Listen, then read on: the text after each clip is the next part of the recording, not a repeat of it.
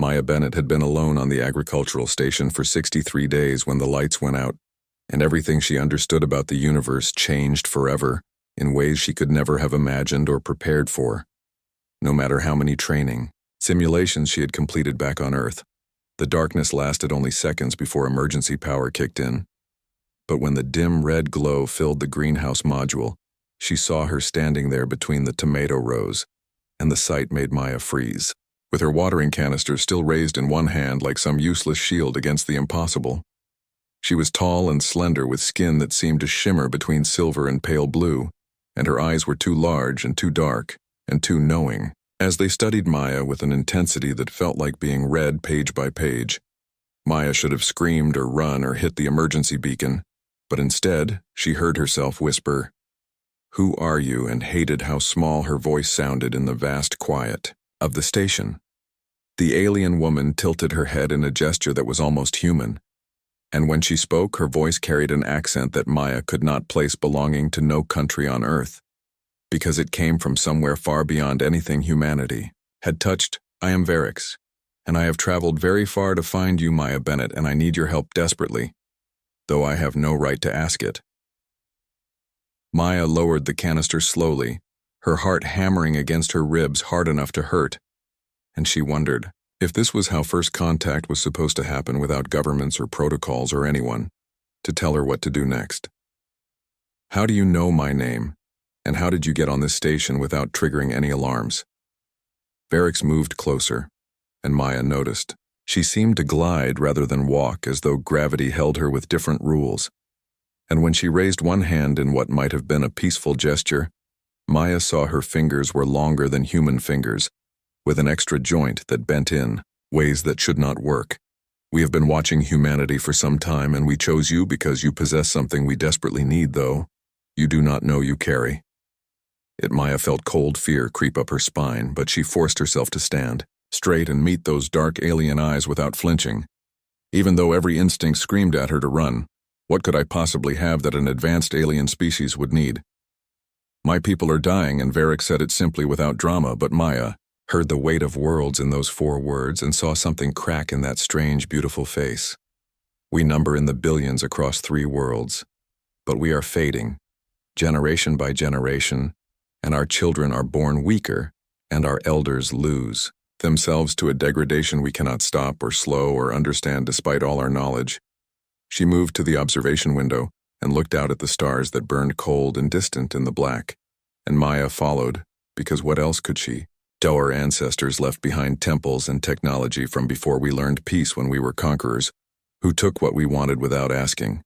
And these ancient places hold healing frequencies that could save us, but they require a specific neural pattern to activate. And in all our billions, not one of us carries the right signature anymore. Maya stared at her, trying to process words that sounded like fantasy or fever. "Dream and you think I have this pattern, we know you do." And Varix turned back. To her, and Maya saw desperation naked and raw in her expression. "We scanned thousands of humans across dozens of stations and ships searching for the match, and you are the only one whose brain resonates at the frequency our ancestors programmed into their machines." Why me, and Maya asked, though she was not sure she wanted to know the answer. Varix made a sound that might have been a laugh, or might have been a sob, random chance and cosmic probability, and the blind luck of genetics combining in ways we do not understand, and you are our last hope. Maya Bennett and I am begging you to help us, though we could have taken you without asking.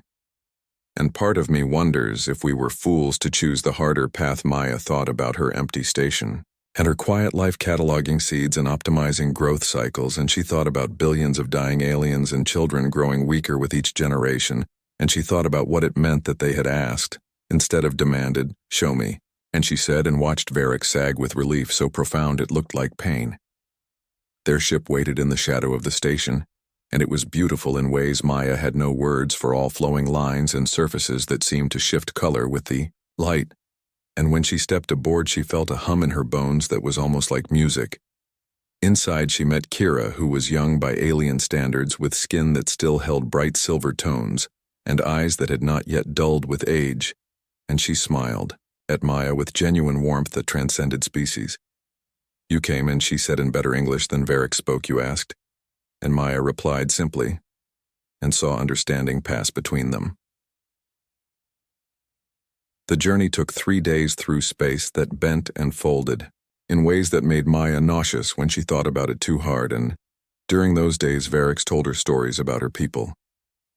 We were monsters once, and she said on the second night as they sat in the observation room watching stars stream past, we conquered and enslaved and destroyed because we believed strength meant taking, and we nearly burned the galaxy before we burned ourselves and learned too late that real power comes from choosing not to use force when you have it. She showed Maya images of the old empire and the ruins they had left behind on dozens of worlds, and Maya saw the shame in her face. My daughter is 11 cycles old, and Varix said quietly, and Maya heard her voice crack. She was born strong, but now she fades, and some mornings she does not remember my name, and I am losing her piece by piece to this degradation that punishes us for sins committed thousands of years before she drew breath. Maya reached out without thinking and took Varix's hand and found it, warm and real and trembling. I will try, and she promised, though. She had no idea if she could actually help.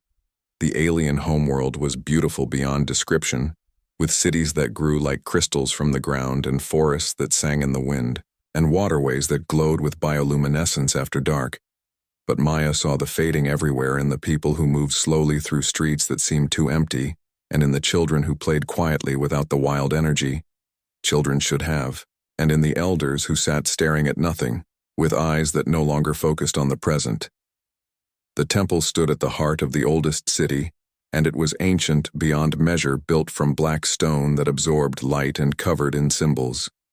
Maya could not read, but somehow felt she understood on some level deeper than conscious thought. Kira explained the process with clinical precision, but Maya heard the fear underneath. You will stand at the center, and the temple will read your neural pattern, and if you match it will activate and channel healing frequencies across the planet and beyond. But the process is not gentle, and it will take from you to give to us. How much will it take? And Maya asked, we do not know. And Varix said honestly, but I will stay with you through all of it, and I will bring you back if I can. Maya looked at the temple and thought about billions of lives, and about a little girl who was forgetting her mother's name, and about the choice between easy and right. Let us begin, and she said. The temple interior was vast and empty except for a raised platform at the center that seemed to pulse with dormant energy, waiting for the right key to turn. Maya climbed the steps with Varix beside her, and when she reached the top and placed her hands on the smooth surface, the world exploded into sensation. Pain crashed through her skull like lightning, but it was more than pain. It was connection and awareness spreading out from her mind, into the temple and through the temple into networks that spanned continents. She felt billions of minds touch hers briefly like moths brushing against a flame, and she felt their suffering and their hope and their desperate need. The temple drank from her, pulling at something essential in ways that made her scream, though no sound came out, and she felt herself unraveling thread by thread. Then Varix was there, hands on Maya, shoulders, voice in her ear, cutting through the pain. Maya. And she said, and said, again and again, like an anchor, like a lifeline, like the only true thing in a universe gone mad with input. Stay with me, Maya Bennett, and you are here, and you are real, and you are enough. The sound of her name in that alien voice became the center point around which Maya rebuilt herself, pulling scattered pieces back together through sheer stubborn will. The temple accepted her pattern and activated with a sound like the birth of stars, and Maya felt healing energy pour through her and out into the world beyond. Whispered my name like it was the only thing keeping her awake, and Maya would think later when she tried to explain what happened. Like my name was a rope, and she held it tight and pulled me back from dissolving into that machine. When it ended, Maya collapsed, and Varix caught her and held her while Kira rushed forward with medical scanners. Outside the temple, Maya heard sounds she had not heard since arriving on this world, and it took her fading consciousness several seconds to recognize them as cheering. She woke 3 days later in a room that smelled of growing things and found Varix asleep in a chair beside her bed with exhaustion written in every line of her body. When Maya stirred, Varix's eyes opened instantly and filled with relief, so profound it made Maya's chest ache. You stayed, and Maya whispered, I promised, and Varix replied, Maya learned she had succeeded beyond anyone's hopes, and the healing frequencies had reached all three worlds simultaneously.